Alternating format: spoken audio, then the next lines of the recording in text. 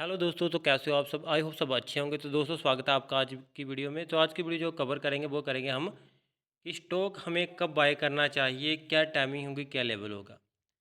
काफ़ी जो बंदे शेयर मार्केट में जाते हैं उनके अंदर एक क्वेश्चन आता है कि कब शेयर को बाय करते हैं, कौन सा ऐसी टाइमिंग होती है, कौन सा ऐसा जादू होता है जो हमें नहीं पता है कि जब शेयर नीचे होता है उसको कब बाय करना होता है, कब वो ऊपर चला जाता है, कुछ पता नहीं होता। तो सभी इस ट्रिक में लगे होते हैं कि भाई कम से कम हमें वो ट्रिक पता चल जाए कि जिससे हम शेयर को आगे बढ़ने से पहले ही उसमें घुस जाए। तो भाई ऐसे तो लिए इसके लिए तो पहले आपको भगवान बनना पड़ेगा और उस आपको आपके पास ऐसी पावर्स होनी चाहिए ताकि आपको पहले ही पता चल जाए कि कल क्या होने वाला है। सही है ना। पर इसके लिए कुछ ट्रिक्स बनी हुई हैं जो कि आप भगवान नहीं हो फिर भी आप उनको लागू करोगे तो आपको पता चल जाएगा कि कब शेयर को बाय करना है और कब उसके लेवल से उसको बाहर निकलना है। सब कुछ मैं आपको बताऊंगा।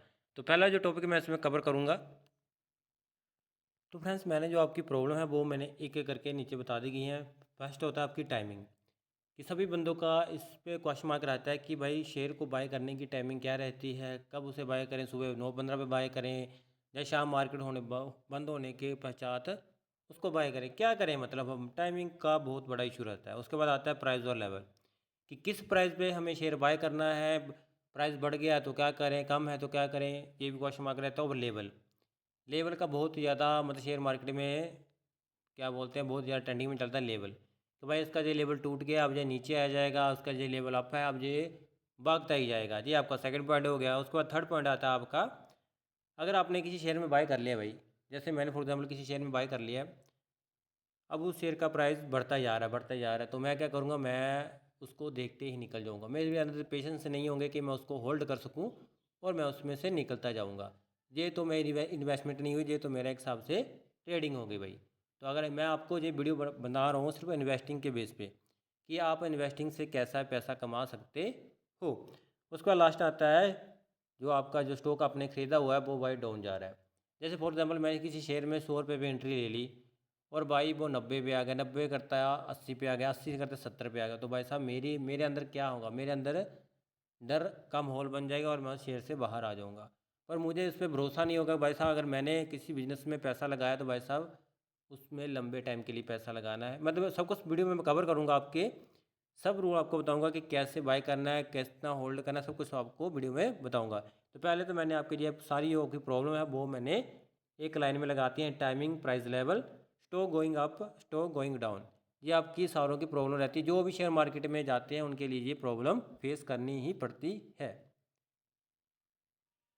इसीलिए मैं आपको एक बहुत बड़ा बंदा है भाई जो शेयर मार्केट का मैं बोलूँ गुरु है एक हिसाब से, उसकी का मैं आपको एग्जांपल दूंगा भाई। तो उसकी एग्जांपल इस प्रकार है। तो भाई इस बंदे को सभी जानते होंगे, कन्फर्म है। जो बंदा वीडियो देख रहा होगा, जो नहीं भी देखे वो भी इस बंदे को जानता होगा।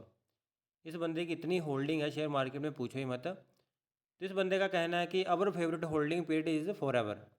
इसका मतलब तो सभी जानते होंगे भाई, इंग्लिश सभी की वीक होती है, मेरी भी वीक है, पर इतना मतलब तो मैं जानता हूँ भाई साहब कि जो भी आपकी जो फेवरेट चीज़ें होती है ना, मतलब फॉर एग्जांपल आपने कोई भी, जैसे फॉर एग्जांपल कोई शेयर ही लगा लो, आपका शेयर कोई फेवरेट है, तो भाई साहब उसमें आपने कोई टाइम पीरियड नहीं रखना है। उसमें आपको फॉर एवर, मतलब ख़रीद लिया तो भाई ख़रीद लिया। अब जो नीचे जाए ऊपर जाए, मेरा टारगेट होता है 10 साल का। फॉर एग्जाम्पल जैसे मैंने 10 साल का टारगेट रख दिया, अब 10 साल वो कहीं भी जाएगा कोई टेंशन नहीं भाई मुझे, क्योंकि मेरी वो फेवरेट चीज़ थी, मैंने उस पर पैसा इन्वेस्ट किया है। मुझे पता है भाई कि मैंने फॉर एवर के लिए उसमें पैसा लगा दिया है। ये इनकी सबसे बेस्ट एग्जांपल थी। सभी ने पढ़ा जरूर होगा पर किसी ने अप्लाई नहीं किया। भाई मैंने भी खुद अप्लाई नहीं किया था, पर जब जब जैसे इसका मुझे मतलब पता चलता गया तो भाई साहब फिर मुझको समझ आता गया कि जब तक हम डेली रूटीन में जैसे कोई स्पेशल चीज़ नहीं करते तब तक वो हमें याद नहीं रहती भाई। इसलिए कुछ चीज़ें ऐसी होती हैं जो हमें पसंद होती हैं, बस हमें उसे अप्लाई करना होता है। ये कुछ एग्जांपल थी उनकी जो मैंने आपको बताई हैं, कि उन्होंने कहा है कि भाई कोई आपका स्टॉक हो, जो आपका फेवरेट स्टॉक है उसको आप कम से कम 10 साल तक आप होल्ड कर सकते हो, पर जिसके बारे में आपको होल्ड नहीं करना, जिसके बारे में आपके मन में डाउट है तो भाई साहब उसके बारे में आप 10 मिनट भी मत सोचो। ये इस बंदे के थॉट हैं जो उसने हमारे साथ शेयर किए हैं भाई। तो अगर हम इन चीज़ों को अप्लाई करेंगे तो भाई काफ़ी ज़्यादा आसानी हो जाएगी। मैं आपको डिटेल में इसलिए बता रहा हूँ क्योंकि भाई मैंने भी काफ़ी ज़्यादा टाइम बर्बाद कर दिया। मेरे को शेयर मार्केट का इतना ज्ञान नहीं था, सब ज्ञान हुआ तो तब लेट हो चुका था। इसलिए मैं जो बंदे मेरे भाई जो बहनें जो अभी न्यूली शेयर मार्केट में जा रहे हैं वो पता क्या करते हैं, मैं सीधा एग्जाम्पल बताता हूँ, वो यूट्यूब पे जाते हैं और सर्च करते हैं कि टुडे ट्रेडिंग, जो लाइव ट्रेडिंग चलेंगे उसका देखेंगे भाई। अगर वो बोलेगा कॉल तो कॉल, अगर वो बोलेगा पुट तो पुट।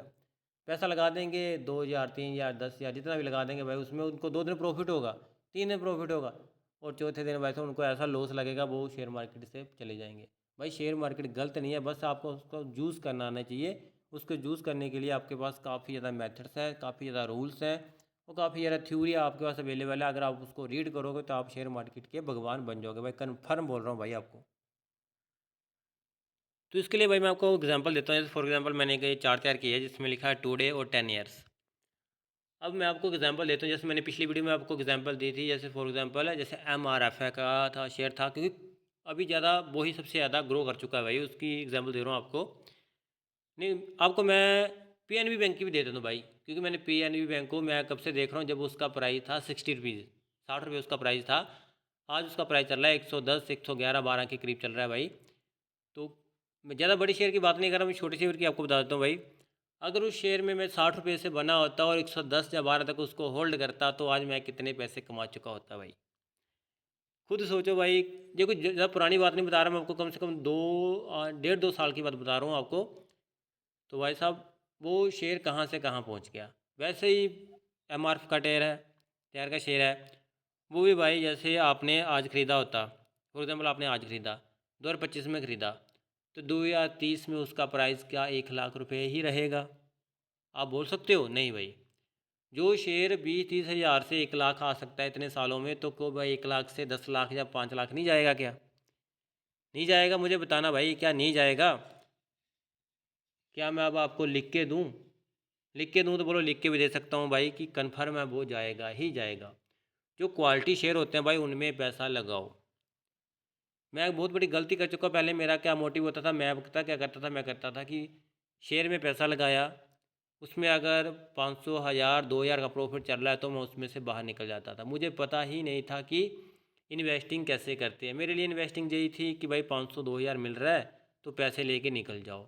और जब मैं पैसे लेके निकलता था भाई साहब, वही शेयर एक दिन गिरता, दूसरे दिन भाई साहब वो उसका भी हाई तोड़ के आगे चला जाता, और इतना ज़्यादा अफसोस होता कि भाई काश मैं इसमें रुका रहता तो मुझे और प्रॉफिट हो जाता। इसे बोलते हैं फोमो, जो कि मेरे अंदर काफ़ी ज़्यादा था। इसलिए मैं आपको प्रैक्टिकल बातें बता रहा हूँ, जो कोई हवा हवाई बातें नहीं बता रहा। जो मेरे साथ हो चुकी है मैं आपके साथ वही शेयर कर रहा हूँ कि इन्वेस्टिंग एक ऐसी चीज़ है जो आपको भाई साहब लॉन्ग टर्म के लिए करनी है, वो आपको काफ़ी पैसा देगी भाई। बैंक से ज़्यादा LIC जो आपकी पॉलिसियाँ करवाते हैं, वैसे उनसे कई दुगना पैसा आपको शेयर मार्केट ला के देगा। बस आपने एक चूज़ करना है, एक ऐसा शेयर चूज़ करना है भाई साहब जिसमें आपको, जैसे मैं आपको कौन सा शेयर बता दूं, मेरा फेवरेट भाई PNB था। PNB और कैनरा बैंक, मैं बैंकों में ज़्यादा भरोसा करता हूँ, कैनरा बैंक और PNB बैंक। भाई साहब मेरे इतने फेवरेट शेयर हैं कि ये जब भी थोड़ा सा गिरते हैं या 1 या 2 रुपये भी गिरते हैं, तो मैं इनमें अपने जो मेरे साथ पैसा होता है वो मैं इनमें इन्वेस्ट कर देता हूँ, जो भी मेरे पास होता है। कैनरा बैंक इतना बढ़िया शेयर है भाई साहब, ये 98 95 90 तक घूम के आया भाई साहब, और आज इसका प्राइस चल रहा है 118, तो 118 पे घूम रहा है भाई ये। तो इतना टर्न आपको कौन सी शेयर कौन सी मतलब कौन सा वो पॉलिसी दे देती, कौन सी आपको कमेटी दे देती, कौन सा आपका बैंक दे देता, बताओ मेरे को, कौन आपका इतना टर्न आपको दे सकता था? ये कोई ज़्यादा बात नहीं है भाई, सिर्फ 2-3 मंथ की बात है। ज़्यादा लॉन्ग टर्म में मैं जाता नहीं, आपको सिर्फ 2-3 मंथ की बात बता रहा हूँ कि उसने इतना रिटर्न लगा के दिया। अब आप बोलो कि भाई क्या बता रहा है, तो भाई साहब मैंने आपको बताना था कि भाई टाइम इंपॉर्टेंट नहीं जैसे आप दो कि भाई साहब उसका प्राइस बढ़ गया, आप क्यों खरीदना है? भाई साहब क्वालिटी शेयर है, अगर वो आज 1 लाख पे मिला, आप 1 लाख पे बाई करो, वो आपको 10 साल 5 साल बाद वो आपको अच्छा खासा रिटर्न ला के देगा। क्वालिटी शेयर ये नहीं जैसे आप किसी ने उठा लिया है, लेंसर कंटेनर उठा लिया हो भाई साहब, ट्रू क्या फाइनेंस उठा लिया हो भाई, इन शेयरों में आप क्या उम्मीद करते हो कि भाई साहब जी आपको करोड़पति बना देंगे? नहीं भाई, ये आपको डुबा के रख देंगे। क्योंकि ये जो स्टॉक होते हैं ये पैनिक स्टॉक होते हैं, इनमें कोई भरोसा नहीं होता। इस टॉपिक पे मैं वीडियो कवर करूंगा भाई, इस टॉपिक का भी एक बहुत बड़ा टॉपिक है, वो उस पर भी पूरी वीडियो कवर करूंगा। फिलहाल के लिए मैं आपको ये बता रहा हूँ। अब मैं बात करता हूँ, आपको एक और बड़ी एग्जांपल दूंगा भाई साहब। वो इंडिया के काफ़ी बड़े ऐसे ब्रोकर ही बोला आपको, उनको कोई ऐसे बंदे हैं कि वो काफ़ी ज़्यादा होल्डिंग रखते हैं इंडिया में, उनकी एग्जांपल देता हूँ भाई आपको।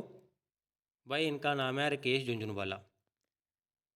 ये वो बंदे थे भाई साहब, इनकी मैं आपको एक और नोटिफिकेशन देता हूँ। इन्होंने भी जो कैनरा बैंक में आपको बताया ना अभी, इन्होंने भी उसमें इन्वेस्टिंग की है।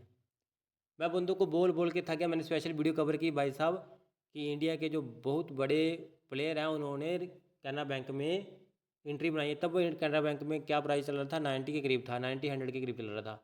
मैं बोल बोल के थक गया, बंदों ने किसी ने एंट्री नहीं बनाई भाई साहब, आज वही शेयर 118 में चल रहा है। इतना बड़ा बंदा अगर उसमें इन्वेस्ट कर रहा है तो भाई साहब खुद सोचो वो क्या सोच के इसमें आया होगा और उसका क्या टारगेट होगा, क्या टारगेट होगा। अब मैं आपको एग्जांपल देता हूँ, ये राकेश जूनवाला की एक स्टोरी थी। ये एक मैं आपको शेयर मतलब एक शेयर का मैं आपको चार्ट दिखा रहा हूँ।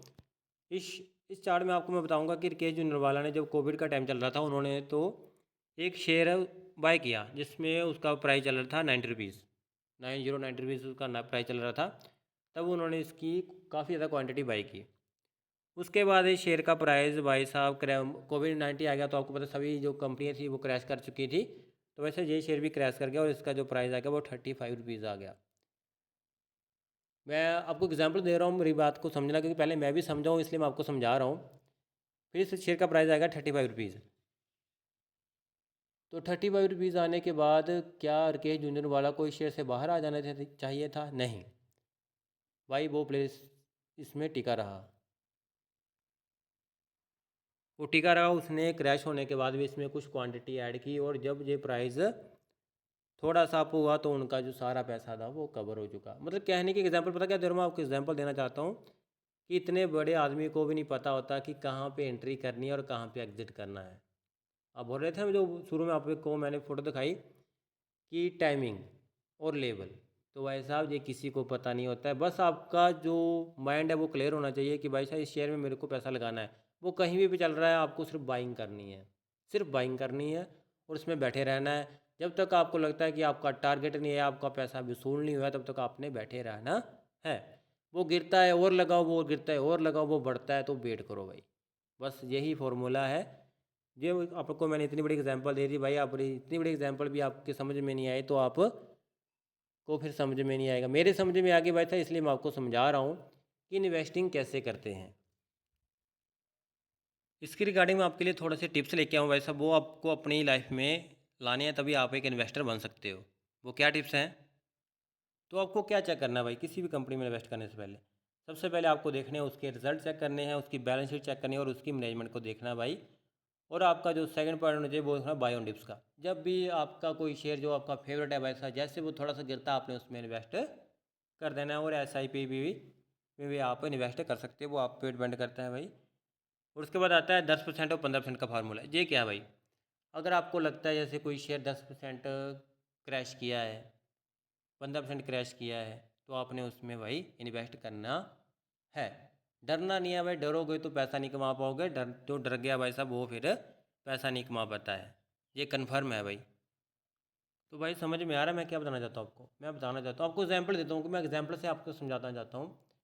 जैसे फॉर एग्जांपल कोई बड़ी कंपनी जिसमें मेरी नज़र है काफ़ी टाइम से, उसमें अगर 10% की करेक्शन हो रही है, 10% की करेक्शन बहुत ज़्यादा करेक्शन होती है, तो भाई उसमें मैं थोड़ा सा पैसा इन्वेस्ट करूँगा। थोड़ा सा पैसा इन्वेस्ट किया तो भाई साहब किसी शेयर में थोड़ा सा मतलब 10% की करेक्शन बहुत ज़्यादा होती है, उसमें थोड़ा सा पैसा इन्वेस्ट कर दिया तो आपका बैठ जाना आपने पैसा लगा के। अगर उसमें 15% करेक्शन होती है तब तो और बढ़िया भाई। मैं तो सोचता ही ऐसा हूँ कि जो मेरा बढ़िया शेयर है वो गिरता ही जाए भाई। जितना वो गिरेगा मैं उसको उतना ज़्यादा ही खरीदूंगा भाई और उतना ज़्यादा मेरे को प्रॉफिट होगा। उसके बाद मेरा रिमेंबर 100%, इसका मतलब है कि आप कभी भी 100% सही नहीं हो सकते। मतलब जानते हो कि कभी भी आप 100% सही नहीं हो सकते। कभी आप ये नहीं बोल सकते भाई साहब अगर मैंने बोला है ये इतना जाएगा तो वो जाएगा ही जाएगा। क्यों भाई, तू भगवान है क्या? नहीं जाएगा वो। तेरे से पूछ के जाएगा क्या? बताना, तेरे से पूछ के जाएगा? वो तेरे से पूछ के नहीं जाएगा। जब उसका कंपनी का प्रॉफिट बढ़ेगा, आप उसके फंडामेंटल ठीक होंगे तो भाई साहब तब वो बढ़ेगा और प्रॉफिट आपको दे के जाएगा। उसका लास्ट पॉइंट रहेगा पोर्टफोलियो डाइवर्सिफिकेशन। आपको पोर्टफोलियो, ये भी बहुत बड़ा पॉइंट है कि आपने पोर्टफोलियो को अलग अलग शेयरों में इन्वेस्ट करते रहो। कभी भी एक शेयर में नहीं घुसना है, उसमें घुस जाओगे तो पोर्टफोलियो की बैंड बज जाती है भाई। देसी लैंग्वेज में आपको समझा रहा हूँ कि कुछ ऐसे शेयर चुनो जो आपके लिए बेहतर हो और आपको लॉन्ग टाइम के लिए अच्छा पैसा कमा के दे। तो भाई साहब ये मैं कुछ पॉइंट आपके साथ डिस्कस किए हैं। जो तो समझने वाले होंगे वो तो भाई समझ गए होंगे और जिन्होंने मजाक उड़ाना होगा भाई साहब वो मजाक उड़ाएंगे। मेरे को समझ आ गया भाई इसलिए मैं तेरे को समझा रहा हूँ, तेरे को नहीं समझ में आएगा वो तेरी गलती। मेरे को भी काफ़ी लेट समझ आया इसलिए कोशिश कर रहा हूँ कि तेरे को जल्दी समझा पाऊँ, पर तेरे को समझ आएगा नहीं आएगा वो अलग बात है भाई। इसके लिए मैं एक लास्ट एग्जांपल दूंगा आपको, फिर मैं वीडियो को एंड कर दूंगा भाई। इसके लास्ट एग्जांपल क्या है, ये थी भाई लास्ट एग्जांपल। स्टॉक मार्केट को देखने का नज़रिया बदलो। इसकी एग्जांपल बहुत बढ़िया, सभी को पसंद भी आएगी और सभी को अच्छा भी लगेगा। ये जो गाड़ी मैं आपको दिखा रहा हूँ इसका लैम्बोर्गिनी है, काफ़ी ज़्यादा महंगी होगी ना, तो काफ़ी ज़्यादा महंगी है तो इसका क्या मतलब, क्या लोग इसको खरीदेंगे? नहीं खरीदेंगे ना।